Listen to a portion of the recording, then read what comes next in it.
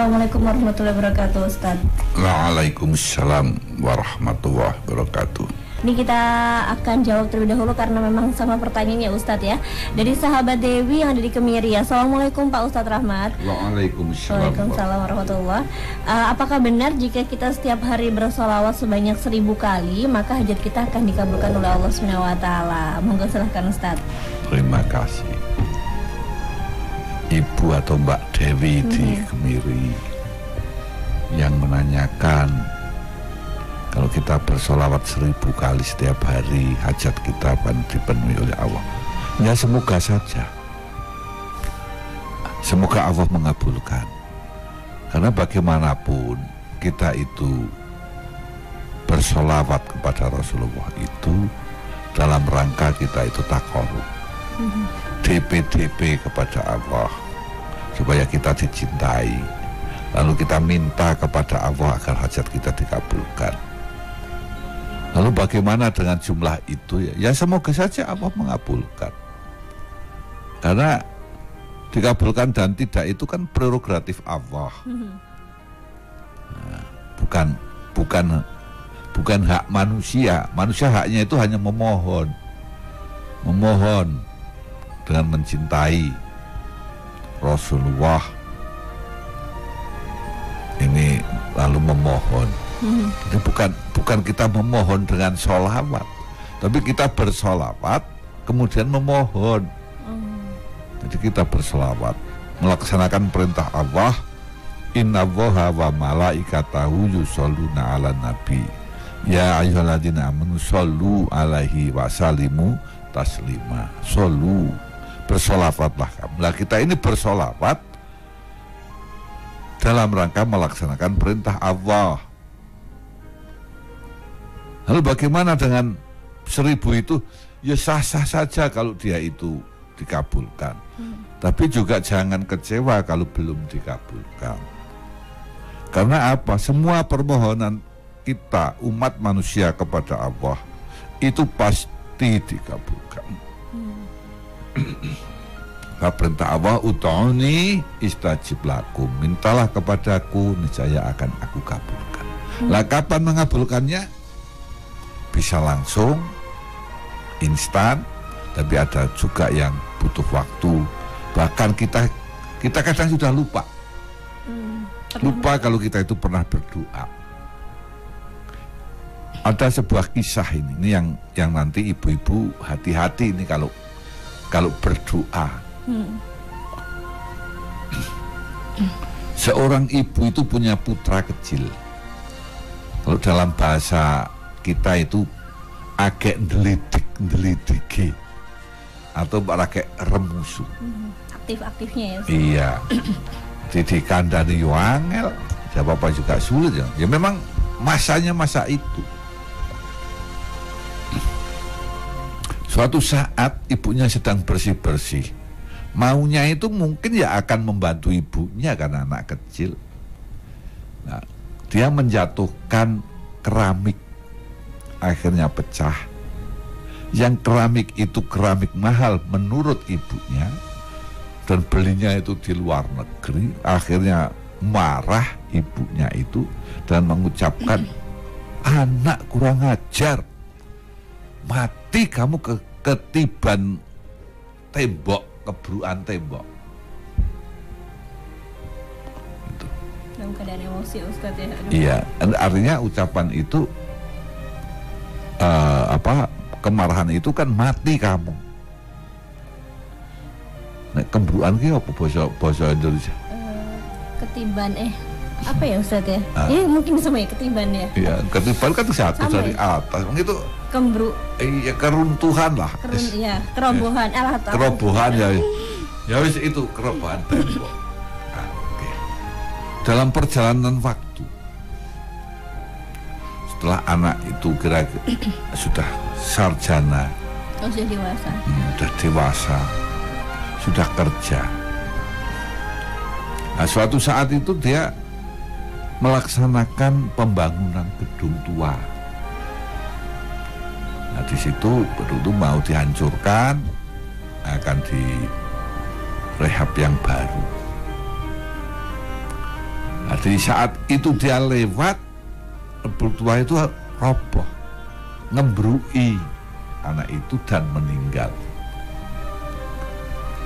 Di saat ibunya mendengar bahwa anaknya itu meninggal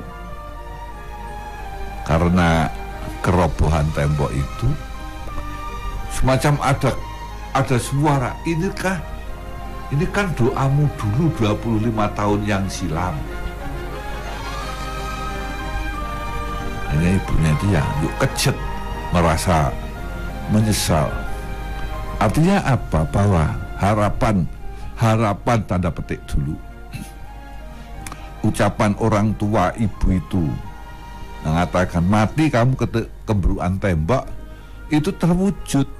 Tapi ibunya sudah lupa karena sudah 25 tahun silam.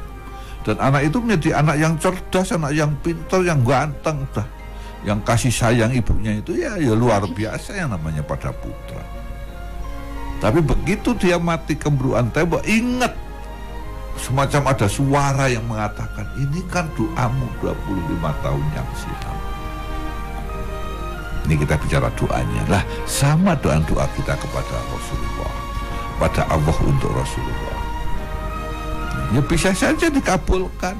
Kemudian dia memohon pada Allah untuk dikabulkan. Tapi juga bisa ditunda. Maka yang lebih penting latai asufi amrillah. Janganlah kita berputus asa terhadap urusan-urusan yang baik. Kadang-kadang kita itu merasa kurang apa saya kan sudah saya baca bahkan lebih dari 1000, tapi kok belum dikabulkan. Kita ini ditata Allah sebagai orang Islam akan tahu bahwa apapun yang terjadi pada diri kita ini adalah yang terbaik menurut ukuran Allah. Jadi kadang kita itu mengukur untuk diri kita sendiri. Baiknya kalau saya minta ya dikabulkan terus. Tapi Allah punya skenario yang lain. Disinilah barunya kita itu yang kemarin kita sampaikan.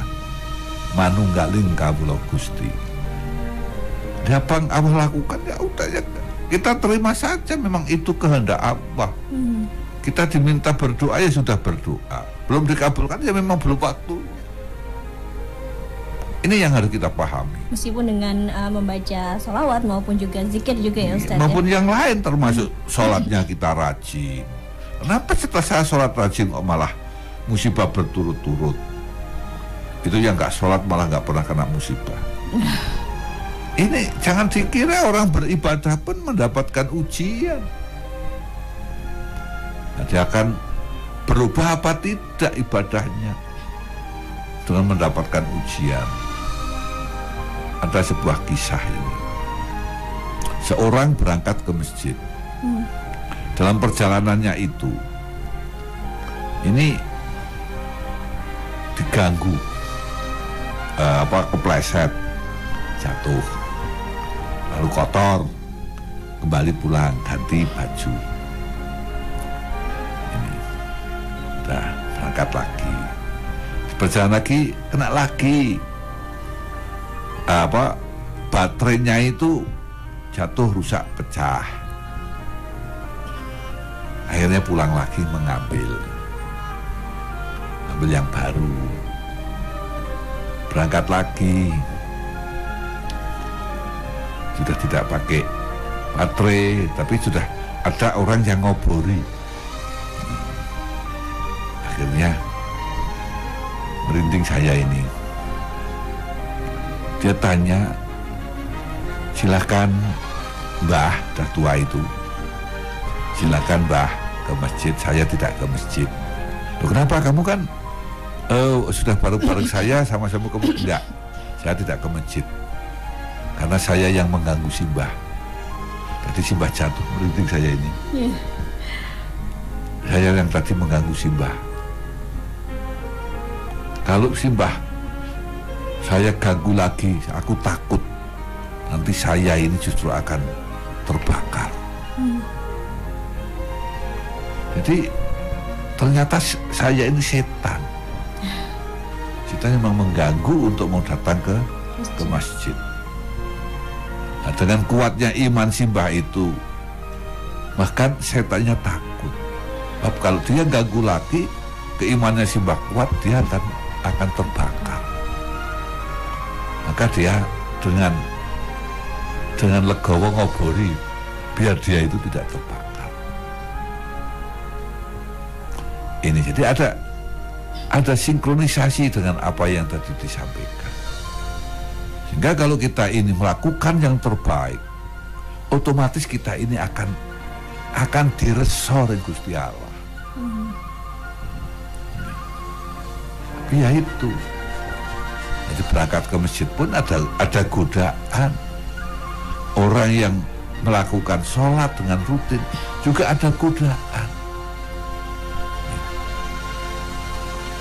Jadi tidak semua itu berjalan mulus seperti yang menjadi kehendak kita.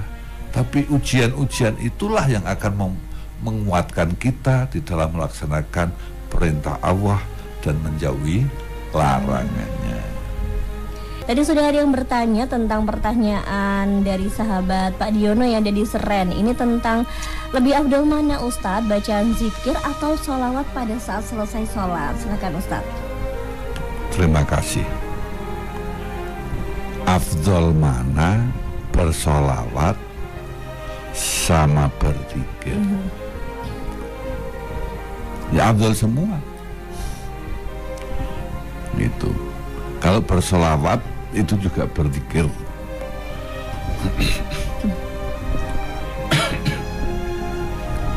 Berzikir ada sholawatnya juga. Nah, sholat itu juga zikir. Ada sholawatnya juga ya Ustaz ya? Enggak, sholatnya ini. Oh, sholat ya? Li zikri. Sholat itu untuk ingat kepada Allah. Al-Quran itu, baca Al-Quran itu kan zikir. Banyak zikir, sebutan-sebutan zikir. Tidak hanya selepas sholat saja ya? Tidak hanya selepas sholat. Nah, kita kadang memetakan ini kan terlalu sempit. Kita ini kajian yang cukup luas.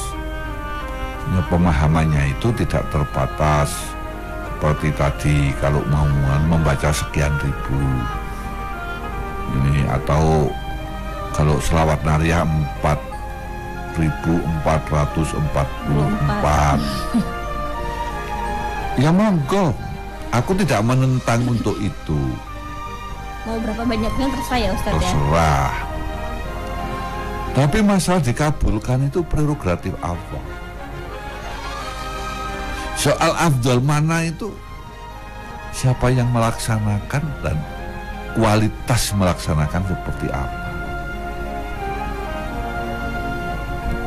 Nah, yang berkualitas yang tentunya yang dilakukan hanya karena Allah, yaitu lillahi ta'ala, tidak mengharap apa-apa. Mohon maaf, bukan mengharap utangnya lunas. Ya sudah, kita beribadah, mencintai Allah, mencintai Rasulnya, bersolawat. Kenapa kok solawat? Karena diperintahkan oleh Allah. Innallaha wa malaikatahu yusholluna ala nabi ya ayyuhalladzina amanu shollu alaihi wa sallimu. Artinya melaksanakan solu perintah Allah. Soal nanti mau apa itu urusan Allah. Kita sudah sumeleh kepada Allah. Allah tahu yang terbaik untuk kita hambanya. Semoga Allah mudahkan kita untuk mengamalkan ilmu yang telah didapat. Dan marilah kita mendoakan Ustadz Rahmat beserta dengan keluarga, semoga senantiasa dalam perlindungan Allah SWT dan dikaruniakan kesehatan selalu, insya Allah. Amin amin ya robbal alamin. Alhamdulillahirabbil alamin. Subhanakallahumma wa bihamdika asyhadu an la ilaha illa anta astaghfiruka wa atubu ilaik. Maha suci Engkau ya Allah dan segala puji bagimu. Aku bersaksi bahwa tidak Tuhan melainkan Engkau. Aku mohon ampun dan bertobat kepadamu. Wassalamualaikum warahmatullahi wabarakatuh.